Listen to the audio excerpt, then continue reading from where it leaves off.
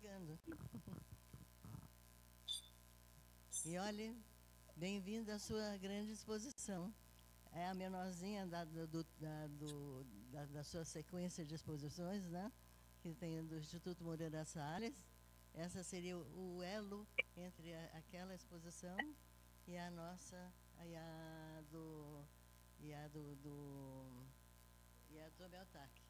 Estamos muito felizes com sua presença aqui, né? E queria lembrar você também mais uma coisa, né? Essa exposição é uma exposição que tem obras de 1970, do início da sua carreira, e, né, então é uma coisa muito importante, porque nas outras, a não ser no Instituto Moreira Salles, ainda tem alguma obra de 70, mas nas outras estão as obras atuais. Então, e aqui é o caminho entre uma e outra. E queria lhe lembrar mais uma coisa, que eu não sei se você está lembrada, mas em 1978, nós fizemos a nossa primeira exposição. E eu estou fazendo 50 anos de carreira, 45 com você, tá? Um beijo grande, hein? Sucesso. Tá? Anos de trabalho conjunto e muito obrigada nesses últimos tempos por todo o cuidado também pessoal de que fui alvo da sua atenção e da atenção de todos os companheiros da sua equipe na galeria.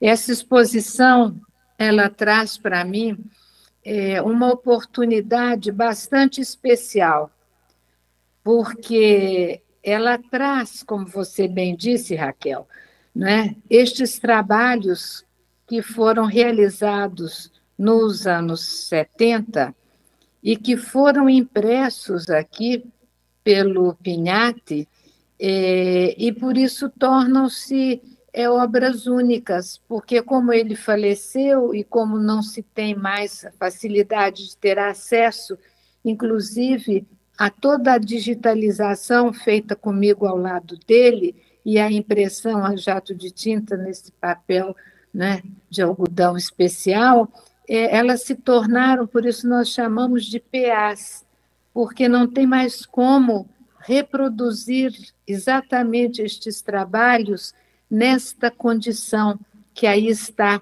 Por exemplo, o trabalho que chamamos Glass Pieces, Life Slices, parte dessa série que está aí, que é um dos que eu mais gosto, que eu chamo do Glass Pieces azul, porque ele foi trabalhado na época com filmes para tungstênio, então ele trazia essa desobediência que eu sempre fiz em relação à especificidade industrial do filme, do material, da película, e aí eu encontrava estas soluções, né, de um cromatismo diferente daquilo que era esperado dentro daquela possibilidade técnica do filme.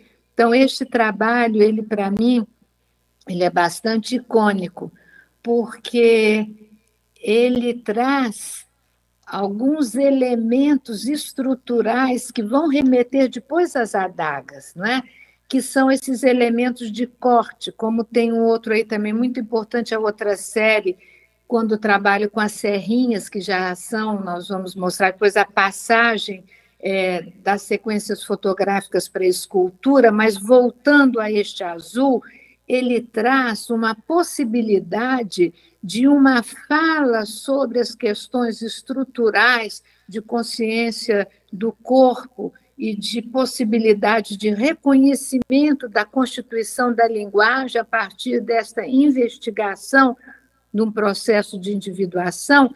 Ele traz os elementos sem a materialidade deles, ele vai trazendo os reflexos, ele vai trazendo a presença dos espelhos, mas não eles em si, mas o reflexo criado no teto.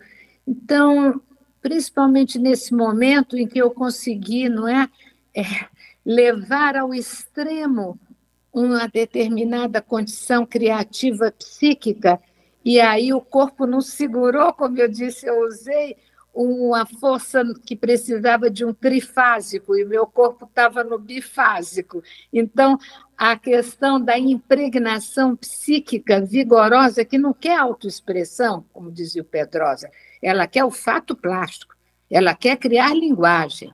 Então, nesse pulo, né, nesse salto, aí faltou uma inteligência corporal, a qual eu tanto, né, me alimentei dela nesta hora, porque a intensidade foi maior do que a possibilidade da estrutura esquelética mineralizada do corpo sustentar. Porque o mote da questão é a constituição da linguagem. E nestes trabalhos, eu acho que quando a gente era mais jovem, tinha mais ímpeto, mas tinha mais inteligência, pelo menos da parte que me toca. Por quê? Porque vocês olham os trabalhos que estão aí constituídos enquanto a fala inicial do processo de 50 anos de trabalho. Não existe neles a presença carnal, né, do corpo. Nós temos, dentro do trabalho espectro, o que encontramos? Encontramos dentro de uma luminosidade específica de uma determinada hora do dia, numa determinada parede. Então, aquilo foi pesquisado e foi encontrado como um tom de terra, e remete à nossa origem argilosa do corpo, mas que a volumetria do corpo ali não está planificada por aquela sombra, né, amarelada. Nos pés, eu tenho o reflexo dos meus pés numa lâmina de vidro que ficava lá no ateliê. Então, outra vez, há uma desmaterialização da carnalidade através da linguagem que busca a desobediência no uso de todos os equipamentos fotográficos e técnicos da época, no Super 8, nas câmeras que eu tinha uma Voigtlander, que foi até do Krasberg, que eu adorava, e ela era a extensão do meu gesto. E a gente, então, vai percebendo que existe, por exemplo, na série do Myler, está ali um pedaço aqui, como eu estou aqui, com o rosto, o cabelo, que reflete uma presença real, né? Volto a repetir a palavra carnal do corpo, mas o que interessa é a investigação de que imagens esse corpo pode realizar, né? Criando uma circunstância que difere daquela de que o nosso corpo detém, porque na hora de mexer no Myler, duplicam os olhos, duplica o nariz, deforma a boca. Então, que corpo é esse que está ali em linguagem em relação ao corpo daquele que é o indivíduo? Porque há que separar, por mais que a gente estabeleça os links, agora mais que nunca, eu sei disso, né? Mas há que separar em algum instante o que é vida do que é linguagem. Nem falo o que é arte, o que é linguagem. Que uso eu faço da minha estrutura psíquica através da minha organização fisiológica para poder produzir algo que foge de mim, que parte de mim como processo de individuação, mas que chega ao outro usando a linguagem como ponte, e esta outra coisa produzida, que é a obra, ela difere do sujeito. Difere porque eu estou aqui falando com vocês, estou com a coluna quebrada. Coluna quebrada não quebra o psiquismo. E não quebra a capacidade de organizar, inclusive, a linguagem. Então, os trabalhos continuam. E esta questão que une, né, esse gesto que ele busca, então, além de si, na descoberta do mundo, né? Como o lindo texto do Eucanaã, que estará no catálogo da exposição lá do Instituto Moreira Salles, a descoberta e óleo do mundo. É a descoberta que cada um de nós faz do que somos, da onde estamos. Não é do que somos, é do mundo, da onde estamos. A gente tateia o mundo. A gente pouco percebe deles, até porque somos natureza e a gente foi acostumado culturalmente a ter essa cisão entre nós e natureza. Nós somos natureza. E quando a gente vai se dando conta disto, a gente percebe que quer ir além disso. É pretensioso? Não sei. Acho que é muito mais um impulso psíquico vital da criatura que, ao querer chegar além de si, sair do seu mundo, do seu umbigo, ele tateia o mundo e busca uma conexão com ele, que é a linguagem. E eu tenho a impressão que nestes trabalhos, quando Raquel e sua equipe decidiram fazer esta exposição neste momento, mostrando que a obra pode estar em escalas, né, intensas, eu dito, eu não gosto da palavra, mas vai lá, documental, como está no Moreira Salles, lá no, desculpe, no Tomi, ela está refletida também, esta atitude, este gesto escultórico que busca fora do próprio corpo, é usar instrumentos do mundo para constituir a linguagem. Então, aquele impulso que está naquela enorme onda do tsunami que está no Tomiotaki, nós temos o mesmo impulso, que é de sair de si e de ter um gesto que molda algo que pertence ao mundo nestas adagas. É interessante, quando eu dei o nome das adagas, às vezes eu dou nome, às vezes eu dou apelido e tal, surgiu, porque são elementos cortantes que não têm nada a ver com a questão de destruição, como a faca, como a serra.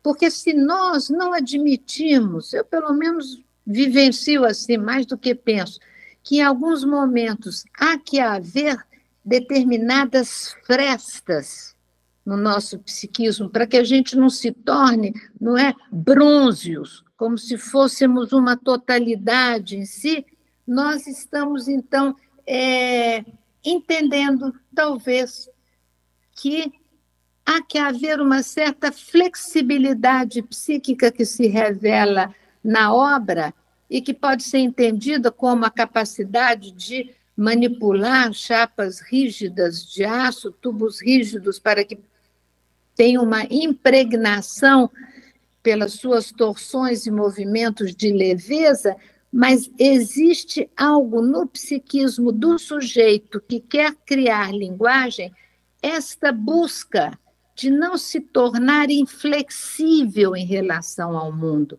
de não se tornar rígido, de não se tornar tirânico, para que possa, então, o trabalho mostrar a porosidade que cada sujeito tem na sociedade, no coletivo, de permitir-se ser impregnado pelo coletivo, pelo outro, para participar desse coletivo e, ao mesmo modo, ao mesmo momento, poder, através da sua linguagem e não das suas questões psíquicas próprias. É diferente, é diferente. O mergulho do indivíduo em si mesmo, todo mundo faz. A decisão de tornar isso linguagem, os artistas o fazem. E, às vezes, a gente acerta, às vezes desacerta, mas importa que há uma continuidade. Então, essas adagas que aí estão, elas vão atestar como que, numa abertura psíquica livre, elas surgiram. E agora aí a gente vê claramente, né, em ligação à faca, em ligação às serras do trabalho também que aí está, porque as fragmentações, inclusive, que surgem nos anos 70, dos espelhos, fragmentando a imagem, isso daí é interessante porque é sempre lido como algo violento. Não é. Se nós não abrirmos o nosso psiquismo para podermos conectar com o coletivo, não vai dar. Porque a gente vai ficar lá dentro de uma postura totalmente rígida e solitária. Então, essa exposição, para mim, serve, porque toda exposição ela é a ponte com o outro, mas ela serve para o artista que sabe olhá-la de uma maneira renovada. Então, o que eu percebo é que a necessidade de criar frestas de comunicação com o outro pode ser muito bem exemplificada, estou titubeando com a palavra porque está difícil, ilustrada, realizada através destes gestos que, se eles cortam, eles são para promover aberturas de comunicação e de contato e não atos de violência e de destruição. Então, é mais ou menos isso o que eu vim pensando esses dias, enquanto Raquel e a equipe montavam a exposição e eu me mandando as fotos do que estavam realizando aí, e eu fiquei muito feliz. Queria dizer isso para mim. Eu fui redescobrindo algumas questões do meu trabalho, da estrutura da linguagem, a partir da evidência desses trabalhos que aí estão, que eu posso dizer que são trabalhos que eu gosto muito. Então, agora deixo com vocês, com Raquel, se quiserem fazer alguma colocação. Então, se vocês quiserem perguntar alguma coisa para eu, olha, se está tudo ok na nossa exposição, que vai durar até setembro, nós queremos estar com você sempre. E acho que esse vídeo pode ser conectado no YouTube, quem quiser te ouvir outra vez, tá bom? Um beijo grande e obrigada, hein? Um beijo para você, Raquel, para toda a equipe, para todos os que estão aí nos prestigiando. Muito obrigada.